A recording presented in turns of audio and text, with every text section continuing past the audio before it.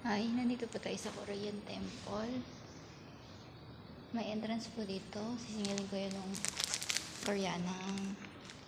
Yung Koreana na madre, 20 pesos. Pagpasok pa lang. Ano pala to? Ano siya? Simbahan siya. Parang yung simbahan ng Catholic pero foreigner.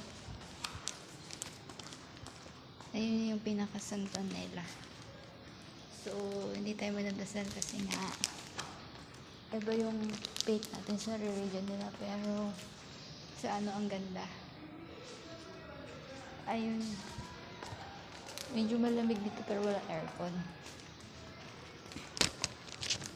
Yung ano, simple lang siya, tapos wala masyadong pumupunta, konti lang yung tao.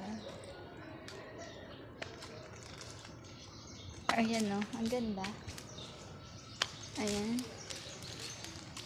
So, di pala nakakit dun sa loob. Parang sarap umakit dun sa taas to. Yung may tori.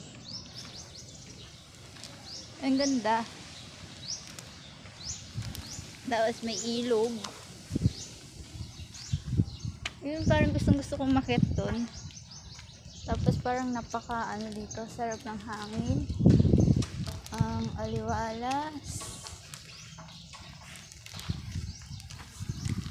Ayun, may mga design sila. Ang linis.